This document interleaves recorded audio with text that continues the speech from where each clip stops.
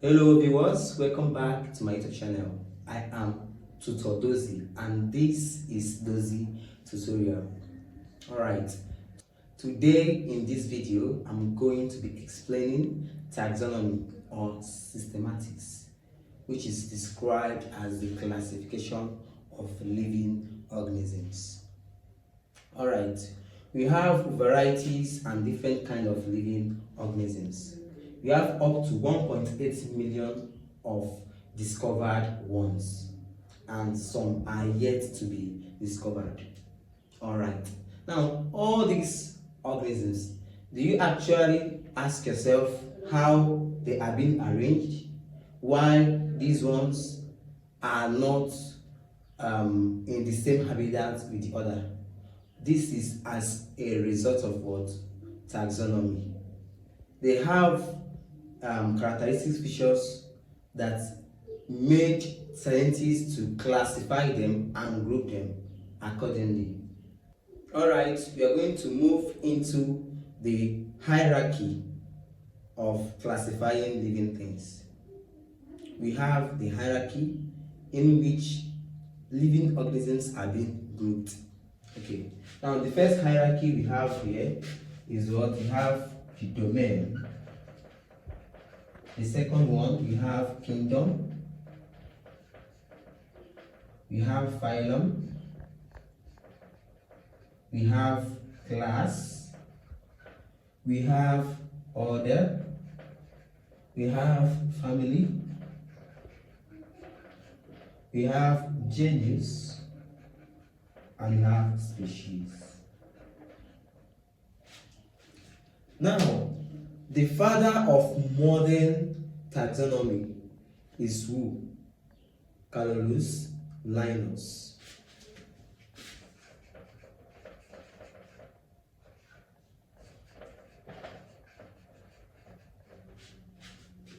Now, during his own time, he classified living things into two kingdoms, where we have the kingdom Animalia and what? Plantae, that is Animalia, animals, Plantae, plant.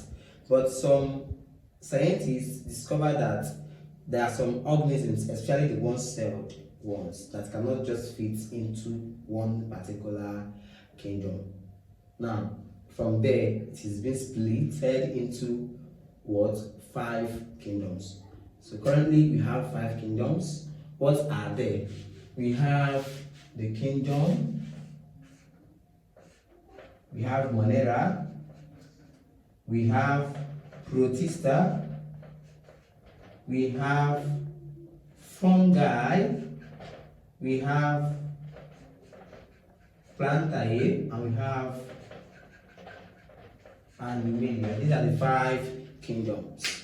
But before we get to this level, the first hierarchy from this board is what? The domain. Now, the domain classifies organisms according to their cell structure.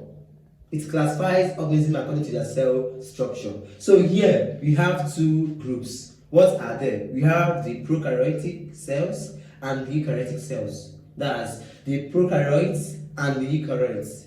You can also call them the prokarya and the eukarya. Are we there? Good. Now, what are the prokarya? From here, we have prokarya, and we have the eukarya. The word karya means what? It means nucleus. It means nucleus. Now, pro means before, and eu means what? Through. So, prokarya, that's before nucleus, and eukarya, that's what? Through nucleus. It means that prokaryotics are organisms that lack true nucleus, while eukaryotes or eukaryotic organisms, they are organisms that have true nucleus or definite nucleus in their cell. That's the first classification of living things. Then, under the domain, remember we have the prokarya and the eukarya, right? Good. Okay, now these ones, they have no nucleus. This one, they have nucleus or definite nucleus in their cell. Okay, good. Now, which kingdom falls under this prokarya and eukarya. It's very, very simple. The kingdom under the prokarya is what? Kingdom monera. So the monerans are what? Prokaryotes. They don't have what? Nucleus. I call them prokaryotes. Now, what about the eukarya? Here we have the four other kingdoms. We have the protista, we have the fungi, we have the plantae, and we have the last but not the least, the animalia. So the eukaryotes that have through or definite nucleus in their cell consists of these kingdoms. Now, we are going to concentrate on this kingdom first. We are going to concentrate on the kingdom monera. That's this kingdom without what? Definite nucleus. Alright, one may ask, is virus a monera? Because virus doesn't have a nucleus. But the correct answer is what? No. It can be partially correct depending on the kind of question or the question given to you. Some options may need you as a student to choose virus as a monera. It behaves like a monera because of the lack of nucleus. Alright, now virus is not classified as a living organism. There are lots of ambiguity in the classification of virus as a living organism, as a non-living organism.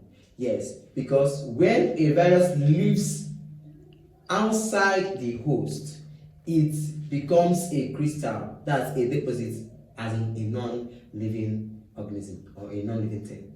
Do you understand? So when it's inside the host, that's where it can trigger diseases.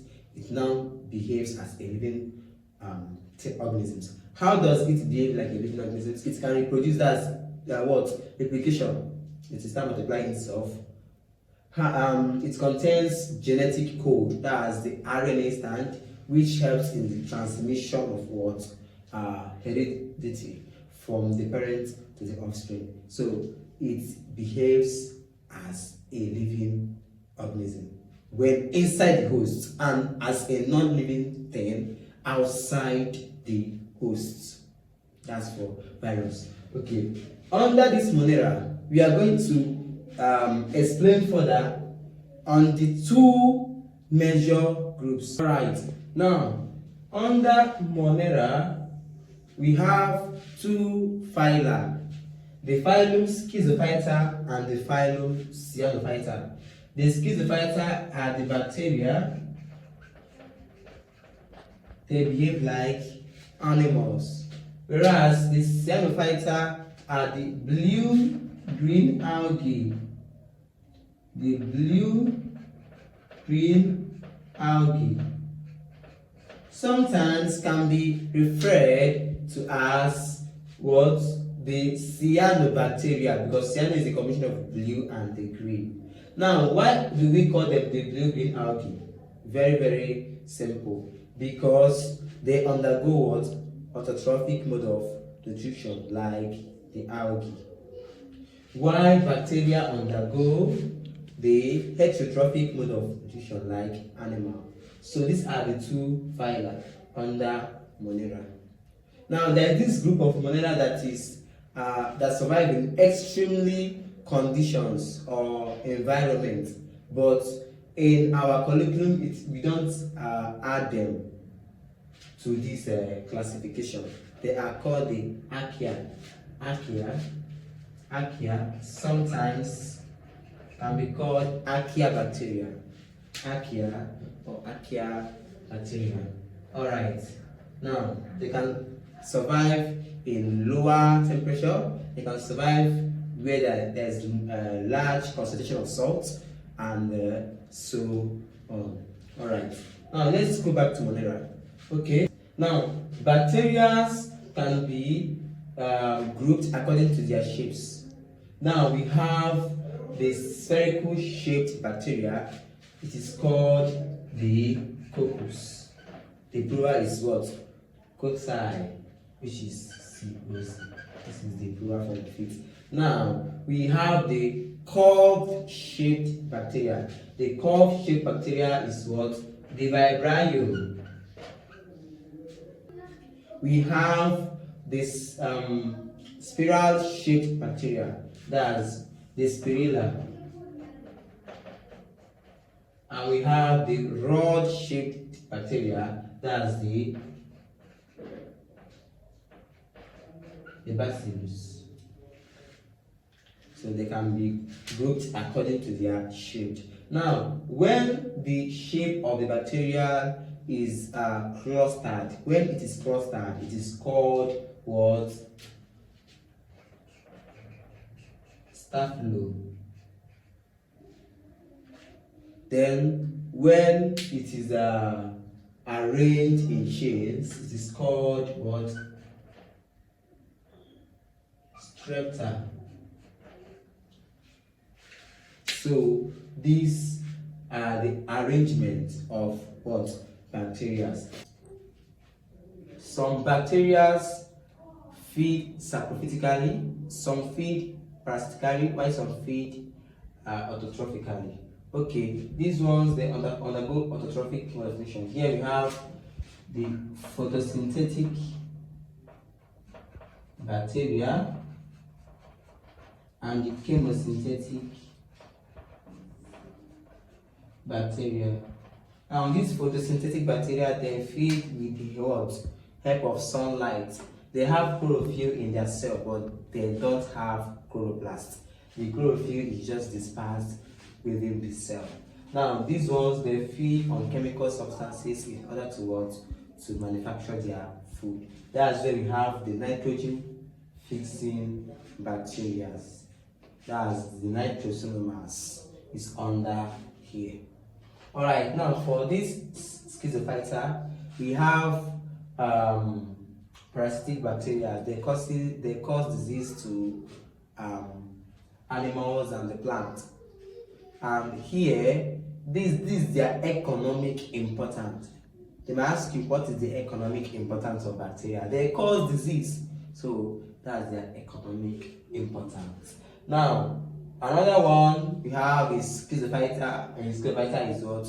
The saprophyte. They feed on decaying or dead plants and animal. They help to decompose organic matter. So these are their mode of what? Nutrition. Now they reproduce asexually by binary fission.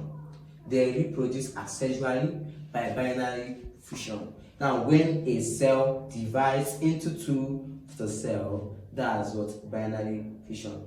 First, remember there is a lack of nucleus, so the chromosome, which is just found in any particular region of the cell, divides itself into two, and leading to the cell to divide as well. Now once they divide more than two, we call it multiple fission, but that is when the condition becomes unfavorable.